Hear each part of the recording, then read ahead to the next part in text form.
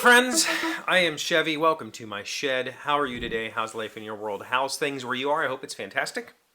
Everything here is great.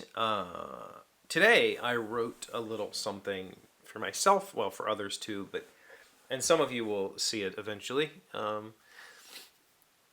It's a little project I started in October. I tend to kind of periodically send little messages to people. If you know what I'm talking about, you know what I'm talking about. If you don't, you don't. That's fine. You don't need to know it. But the point is, I wrote a little kind of year summary of myself, thinking back to things that I intended to do this year versus things I actually did this year. And my checklist for things I intended to do this year has a distinct lack of check marks. In some regards, but a lot of that was because I took on other things that I had not intended. Back pain being one of those things. No. So at the start of the year, I had fully intended on, building this new kitchen island, which I need to get down here and finish. I hope to work on it this weekend. Finish the trim work upstairs and the flooring work. I intended on replacing all the outside shrubbery and flower beds, which we actually succeeded at that. I intended on writing a book, which I guess I technically succeeded. I have a manuscript. It's just not... I intended... Actually, that's not true. I intended to publish a book, so that's the part that I've not achieved. I did technically write a book this year. It's just you'll probably never read it. That's a check mark left undone. I intended to ride my motorcycle more this year. Did not. I don't think I rode it maybe more than 10 miles this year. I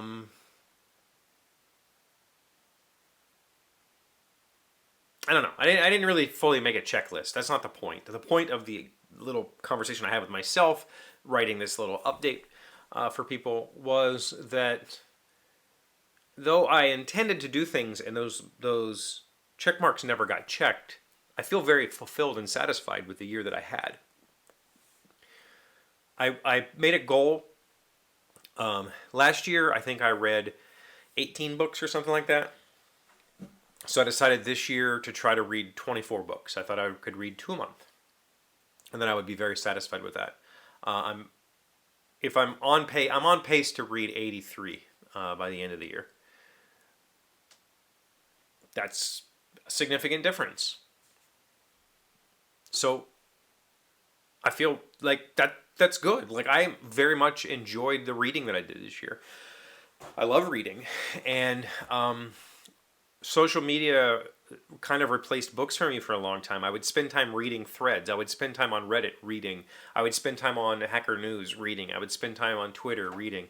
I would spend time on these places reading, but it wasn't like a narrative. I was just reading snippets of information, and I cut all that out of my life last year. I stopped using all of those platforms for reading. I'll still use Instagram for pictures. I enjoy scrolling and seeing people's pictures, and every now and then I'll read the caption. Very rarely, though, do I actually read the caption, and I don't watch videos. That's not true. There's a couple of people I'll watch videos, but for the most part, I just want to look at pretty pictures, so I do that. I will periodically check in on Facebook, and I'll at least heart friends' posts so they know I'm still out there. I don't necessarily always read the post, but I'll heart it anyway.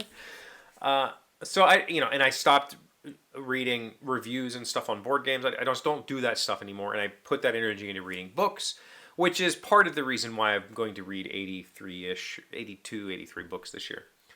The other part is I was injured for the large majority of the year because I was stupid and didn't go see a doctor. I was very nervous about my back, and so other than walking, I did not do anything down here because I was terrified of hurting my back, and when I would come down here and spend a couple hours, it would leave me laid up for the rest of the day. So I just avoided all that physical labor. Thankfully, Malia's family came, and we did the flower beds and all the bushes. So that was fantastic to have that help. So the back pain really kept me from achieving quite a few of these goals, but led to me diving into reading a lot this year, and I'm appreciative for that because I very much enjoy that. I took a trip to Colorado to visit some friends and see their band, and ended up falling in love with the Rockies. and coming home insanely inspired. The band that we went to see, the bassist plays for Flogging Molly. I've known him for years, and I've been inspired by him many times to play bass. This year, I decided, you know what? I'm tired of making excuses for why music isn't a part of my life. I grew up playing music. I was a drummer. I was a piano player. I've played harmonica. I've attempted to play guitar. I've played lots of different things just throughout pieces of my life. But for the last 20 years, I kind of just cut music out. I didn't have time for it because I was chasing game design or this YouTube channel or whatever. I was tired of making excuses. Bought a bass class, took the class. I'm all in. That's what I want to do right now is play the bass. So I had no intention of playing an instrument this year, other than every time I go to live music, which is often. We try to go as much as we can. I come home like, man, I really wish I'd played music. I really wish I'd played music. I really wish I'd kept up with music. So diving into bass and playing bass and taking these classes has been a significant chunk of my time, which means that these other projects didn't have check marks. But I feel super fulfilled by it. And so though I've often I said it the other day, that I like to have lists. And I think Jonathan asked me what those lists look like or where I keep those lists or whatever. I use Google Keep on my phone. I'm not going to show you a close-up of this, but I have checklists like shopping lists. I have to-do lists. I have notes on all kinds of stuff. I have lists. I keep lots of them. And though it does feel great to check those items off, it also feels great to allow myself the freedom to do things like read 80 books or play bass guitar or pick up something new because I want to try it. I think that's important. I think that in order for me, what I'm trying to do here, not necessarily here, what we're doing, but in my life on this planet, is to maintain some sort of malleability. I don't want to become complacent. I don't want to become stuck. I don't want to become that person who is just, this is what I do for the rest of my life until I die and my brain atrophies because I'm not challenging myself. I don't ever want to be that guy.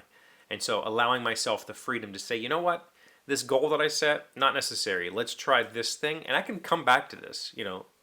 I will publish the book someday. I don't need to do it right now. It doesn't have to happen this year. There's no reason it should. Let's try other things and play with other things. I'll go back to the railroad game someday and I'll finish it. It's just not this year. I had other things that I felt like, well, I could do this. And I feel very full, despite not achieving my goals for the year. I think that kind of defines who I've been for most of my life. I very rarely achieve the goals that I set for myself, but I achieve all sorts of other things. And you can call that procrastination, you can call that ADD, you can call that avoidance, whatever it is. It's all true. I'm not ashamed of it like I used to be. I'm okay with it because I think that it gives me some sort of power to experience just the fullness of life, and I think that's important for me. So I guess what I'm trying to say is it's okay to not achieve goals. You're probably achieving something else. Now, if you're not achieving goals because you're just just doing nothing, then maybe you should, reflect on that a little bit. That's what meditation's for. Give it a shot. Got anything going on this weekend? We're going to a concert tonight. I'm going to go see one of my favorite, a band that I used to listen to in the shop exclusively. It's called Pasadena. Absolutely love them. And I'm going to get to see them live. I haven't seen them live in 10 years. Over 10 years. Going to see them tonight. They're touring with the Bumping Uglies. Never heard the Bumping Uglies? I'm really just there to see the Pasadena's half-hour set. Anything exciting? Let me know in the comments. Thank you for being here as always. Thank you for liking, commenting, subscribing, being amazing friends and wonderful people. I really appreciate you. See you again tomorrow. Monday. See you Monday. Today's 1,000 plus little things happy, successful people do differently. We have been learning 19 quick tricks to feel better instantly, and we are on 19, the last one. Take a moment to acknowledge how far you've come. We can all lose our feelings of self-worth, especially when something goes wrong. The truth is that if you have done it before, you can do it again, no matter what. I think that ties in exactly to what we talked about today, as well as the last few, like noticing what's right and remembering your achievements. Acknowledging that you've achieved something is much better than acknowledging what you haven't achieved. I think that's what I was trying to say. They did it in 3 sentences. It took me 10 minutes.